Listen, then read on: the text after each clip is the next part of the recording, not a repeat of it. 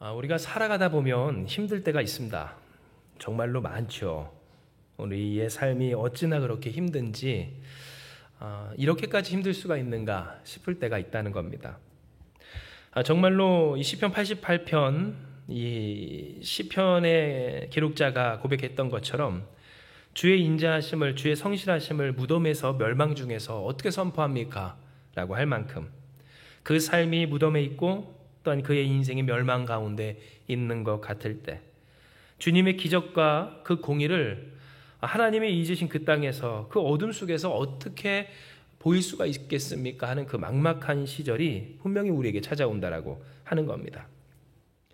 진정 이와 같은 이 삶의 어려움, 이 삶이 힘든 그 순간에 대한 공감대는 모든 사람에게 다 존재하는 바입니다. 뭐가 많다고 해서 힘들지 않은 사람 없고요. 또 힘든 삶인 줄 몰랐다가도 결국 그 삶이 어렵다는 사실을 알게 되는 그 순간들이 꼭 그 삶에는 찾아오게 된다라고 하는 겁니다. 그 힘든 까닭에 대해서 우리가 이야기를 해보자면 너무나도 많은 것들을 열거할 수가 있을 겁니다. 그러나 그 중에 우리가 한 가지 정말 대표적인 것을 따져보자면 뭘까요? 바로 이 죽음과도 같은 이별의 문제이고 또한 이 이별과 그리고 그 영원히 만날 수 없을 것 같은 그 영원한 것 같은 고별에 있어서 모든 삶은 결국 그 삶의 허무함을 마주할 수밖에 없다라고 하는 겁니다. 그런데 오늘 시편 88편 오늘 이 내용은 바로 이와 같은 재난과 또한 죽음과 그 고통과 삶이 어려움 가운데에서 느낄 수 있는 이 우리의 심정을 잘 대변해 하나님 앞에 노래 부르고 있는데요. 이는 시편 88편 3절에서 5절에 기록된 바 우리 같이 한번 읽습니다. 시편 88편 3절에서 5절입니다. 무릇 나의 영혼에는 재난이 가득하며 나의 생명은 수월에 가까워 싸우니 나는 무덤에 내려가는 자 같이 인정되고 힘없는 용사와 같으며 죽은 자 중에 던져진 바 되었으며 죽임을 당하여 무덤에 누운 자 같으니이다. 주께서 그들을 다시 기억하지 아니하시니 그들은 주의 손에서 끊어진 자니이다. 아멘. 오늘 일하고 했기 때문입니다. 즉 그 삶이 뭐라고 얘기합니까? 재난이 가득합니다. 그 생명은 수월, 그 땅속 깊은 곳에 가깝게 됩니다. 뿐만 아니라 나는 어떠한 사람과 같이 사람들에게 인정되고 있습니까? 무덤에 내려가는 자 같이 인정되고 있습니다. 즉 추락하는 인생, 힘없는 용사와 같은 허무한 인생이 되었다라고 하는 겁니다. 뿐만입니까? 죽은 자 가운데서 죽은 자 중에 던져진 바 되었으며 또한 죽임을 당하며 무덤에 누운 자 같은 이 나를 그가 고백할 때 그들은 주의 손에 끊어진 자인데 곧 그들은 나와 같아서 그들은 누굽니까? 무덤에 누운 자, 죽게 된 자, 죽음을 맞이한 자다. 바로 그가 나입니다라는 고백을 하고 있다라는 겁니다. 정말로 오늘 우리의 삶에 힘겨울 때 또한 그 힘든 순간이 찾아올 때는 비단 상황과 문제가 있어서만은 아닙니다. 왜냐하면 오늘 우리가 이 시편의 말씀을 통해서 볼 수 있는 것 같이 나의 존재가 죽음에 종말에 가까웠다라고 하는 것을 느낄 때 삶은 정말로 힘겨워지기 때문에 그렇습니다. 내가 이런 문제를 해결할 수 있어라고 생각하는 사람 그리고 그 마음에 힘과 소망이 있는 사람은 어떻습니까? 주변 사람들이 다 힘들지 해도 그 사람 힘들지 않습니다. 그러나 아무리 많은 것을 주었다 한들 그 안에 소망과 생명이 그 생명의 능력이 끊어진 사람은 어떠한가? 너무나도 힘겨워서 문제가 계속되고 어려움이 있고 또한 그 가운데에서 도저히 어떻게 해볼 수 있는 소망과 여력이 없을 때 그 삶의 비참함과 또한 절망감과 불안함 속에서 이와 같이 고백하게 된다라고 하는 겁니다. 정말로 이 시적 하자가 고백한 것과 같이 나는 무덤에 내려가는 자 같이 인정되고 힘없는 용사와 같다는 말이 우리에게 있어서 얼마나 공감이 되는지요. 왜냐하면 우리가 삶이 힘든 순간에 그래서 우리의 삶의 소망이 끊어진 그때에 우리가 우리 스스로를 보면 어떻습니까? 정말로 힘 빠진 용사, 이것을 우리의 언어로 따지면 왕년이라고 하는 말로 너무나도 추한, 보잘것없는, 창피한 그러한 스스로를 마주하게 되기 때문입니다.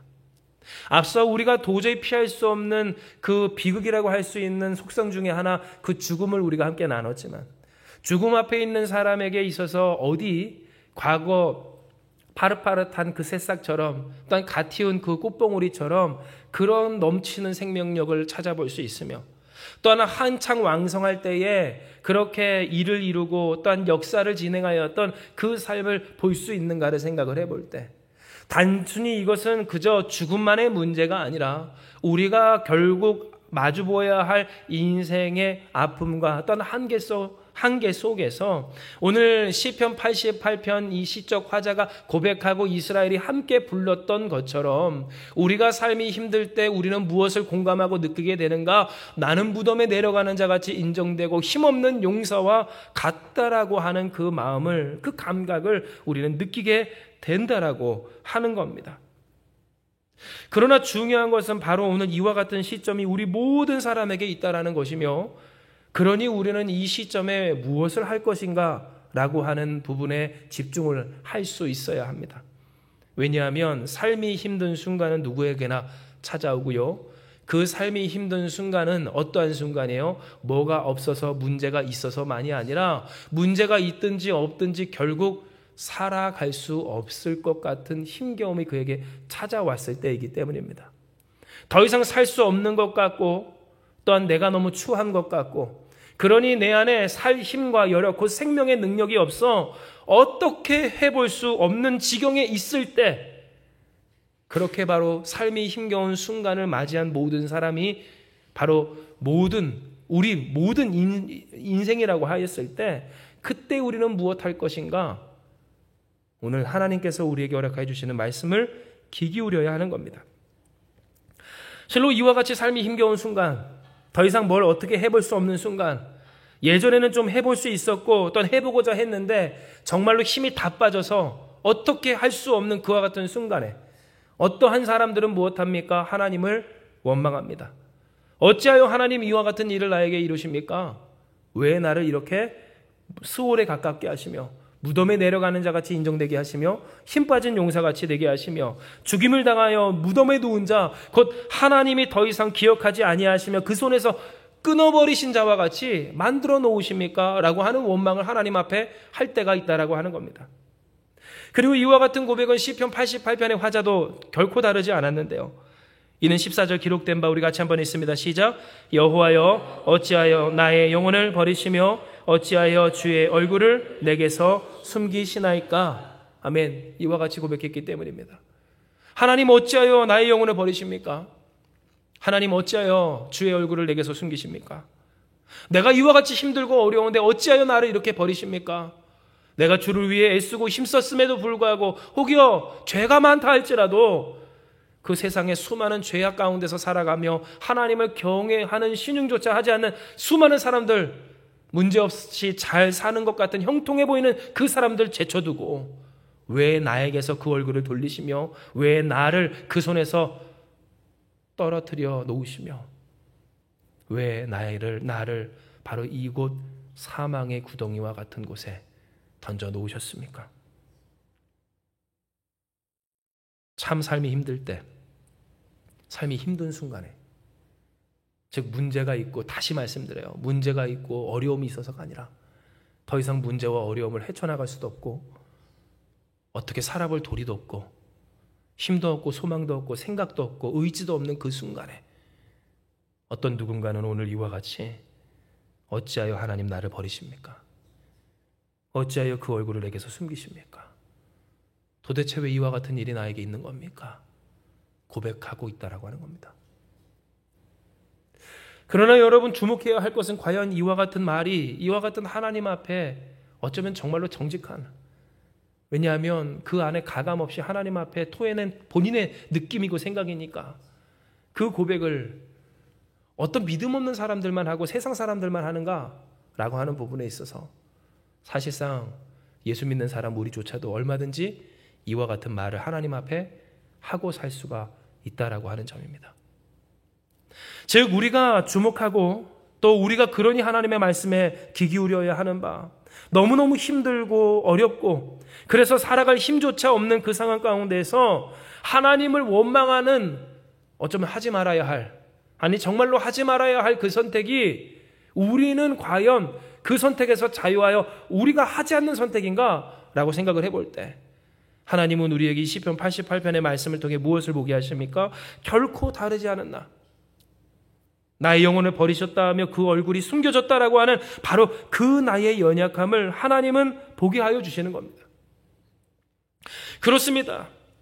오늘 우리는 삶이 힘겨운 순간에 도저히 어떻게 해볼 도리가 없는 그때에, 그리고 그 마음에 이제는 힘도 없고 방법도 없고 또한 그 생각조차, 잘 살고 싶은 생각조차 없을 바로 그와 같은 때에 믿는 사람이든 믿지 않는 사람이든 어쩌면 믿는 사람이 더합니다. 더하기를, 하나님 왜 그렇습니까? 나는 왜 그렇습니까? 왜 이렇습니까? 라고 하곤 합니다. 이렇게 힘들고 이렇게 어렵고 그럼에도 노력했고 그럼에도 분투했는데 왜 하나님, 도대체 하나님의 뜻이 어디 있길래 이와 같은 일들이 계속해서 나에게 있게 되고 그 속에서 나는 살아갈 수밖에 없는 겁니까? 하나님은 우리에게 바로 그와 같은 고백을 하는 우리의 스스로의 모습을 보게 하여 주시는 겁니다. 그러나 들으십시오. 우리가 이와 같이 삶이 힘든 순간에 결코 하나님을 원망해서는 안 되는 이유, 그리고 하나님이 이와 같은 일을 우리에게 허락하여 주시는 이유에 대해서 하나님이 이야기하여 주신 바, 바로 하나님을 매일 부르며 주를 향해 두 손 들게 하시려는 하나님의 뜻에 있음을 하나님을 말씀하여 주십니다. 시편 88편 6절에서 9절, 이에 여러분 우리가 함께 봉독하는 바, 우리 같이 있습니다. 시작. 주께서 나를 깊은 웅덩이와 어둡고 음침한 곳에 두셨사오며 주의 노가 나를 심히 누르시고 주의 모든 파도가 나를 괴롭게 하셨나이다. 셀라. 주께서 내가 아는 자를 내게서 멀리 떠나게 하시고 나를 그들에게 가증한 것이 되게 하셨사오니 나는 갇혀서 나갈 수 없게 되었나이다. 곤란으로 말미암아 내 눈이 쇠하였나이다. 여호와여, 내가 매일 주를 부르며 주를 향하여 나의 두 손을 들었나이다. 아멘.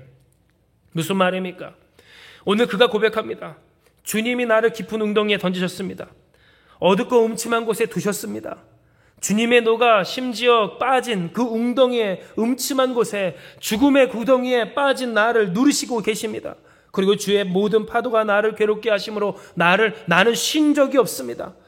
그런데 문제는 주께서 내가 아는 자를 내게서 멀리 떠나기까지 하셨습니다. 나의 존재가 그들에게 무엇이 되게 하셨답니까? 가증한 것이 되게 하셨사오니 나는 갇혀서 나갈 수 없게 되었다는 말이 뭘까요? 아무도 나를 건져줄 사람이 있다 없다? 없다라는 겁니다. 도와줄 사람이 없을 뿐더러 도와줄 수 있는 것 같은, 아니 그래도 시도라도 해볼 수 있는 사람에게조차 그들에게 내가 어떠한 존재가 되었대요? 가증한 존재가 되게 하여 주심으로써 사람이 없고 나를 도울이 없고 나에게 호감을 가진 사람, 호의를 베풀 사람이 아무도 없으니 나는 갇혀서 나갈 수 없게 되었나이다. 그는 이야기했다는 겁니다. 그런데 여러분, 이 뒤에 우리가 정말로 주목해야 할 부분, 그는 곤란으로 말미암아 내 눈이 쇠하였습니다 라고 고백하며, 그러니 무엇한답니까? 여호와여, 내가 매일 주를 부르며 주를 향하여 나의 두 손을 들었나이다 합니다. 즉 이것을 통해 하나님이 우리에게 깨닫게 하여 주시는 말은 뭔가? 우리의 두 눈이 초점을 잃고 힘이 없어서 캄캄한 어둠 속에서 점점 쇠하여 어두워진다 할지라도 그 영혼이 무엇을 바라보기를 원하시는 하나님? 하나님을 바라보기 원하시는 하나님. 그 두 손이 누구를 향하여 있기를 원하시는 하나님? 하나님을 향하여 있기를 원하시는 하나님. 그러니 하나님이 왜 이와 같이 깊은 웅덩이와 어둡고 음침한 곳에 인생을 두시는가? 죽음의 문제만 하더라도 왜 이렇게 예수께서 우리를 구원하셨다라고 함에도 불구하고 지금 당장 모든 사람들이 죽음을 보지 않고 하나님께 들림받아 올라가지 않도록 하나님은 하시는가? 그렇게 우리는 이별하고 잃어버리고 그래서 결손되고 결핍되어 고난과 어려움과 막힘과 방해 가운데 고통 가운데 힘겨움을 겪으며 살아가게 하시는가에 있어서 하나님은 무엇을 깨닫게 하여 주시는 거예요? 여호와여, 내가 매일 주를 부르며 주를 향하여 나의 두 손을 들었나이다. 즉 주를 향하여 두 손을 향하여 들으며 매일 주님을 부르는 인생이 되라고. 하나님은 오늘 우리에게 그럴 수밖에 없는 우리의 존재를 잊지 않게 하시기 위해서 오늘 이와 같은 일들을 허락하여 주신다라고 하는 겁니다. 실제로 여러분, 오늘 우리가 생각할 때 능력 있는 삶, 힘 있는 삶, 그래서 총기가 넘치는 삶이라고 한다면 세상적인 표현으로 눈이 정말 반짝이는 삶이다, 안광이 있는 삶이다 라고 이야기를 할 수 있을 것 같습니다. 아내가 어떤 사람을 만났는데 그 사람은 두 눈이 반짝여 정말로 안광이 있어 빛이 나 라고 하는 그와 같은 삶, 나도 그와 같은 삶이 되기를 원하며 그렇게 힘있고 능있고 인정받고 사람들에게 촉망받는, 그래서 칭찬받는 그러한 삶을 살기를 원한다라고 하는 건데요. 그런데 여러분, 우리가 알 것은 바로 이것입니다. 과연 그 두 눈이 반짝인다라고 해서 그 바라보는 방향이 올바른 것인가? 이는 우리가 세상에서도 많이 보지만 잘못된 것, 바라보지 말아야 할 것, 그릇된 것을 향해 있을 때 두 눈이 반짝이는 사람들 너무나도 많기 때문입니다. 아니 여러분, 인간이 그러기를 사실 본인이 원하고 바라는 일들에 있어서 두 눈이 반짝이지 하나님 바라보라라고 하는 그 이야기에 있어서 과연 두 눈이 반짝이는가? 죄송하지만 졸린 눈 하지 않으면 다행이라고 하는 겁니다. 그러니 여러분, 오늘 우리가 보았을 때 내가 정말 삶이 힘들다, 그리고 이 삶이 정말로 힘든 순간이라고 하는 그 기준은 뭐라고 했습니까? 내 마음에 소망이 없다, 힘이 없다, 그래서 더 이상 살아갈 생각이 없다, 어떻게 해볼 도리가 없다라고 하는 기준이었는데요. 그런데 여러분, 이 이야기를 다른 한 단어로 바꾸면 뭘까요? 바로 즐거움입니다. 즐거움. 내가 살아갈 재미가 있는가? 정말로 그 문제를 풀어갈 힘이 있는가? 그러할 갈망이 있는가? 즐거움이 있는가? 그런데 여러분, 이 일에 있어서 우리가 조심해야 될 것은 뭐예요? 사실상 이것이 우리에게 즐겁지만 않고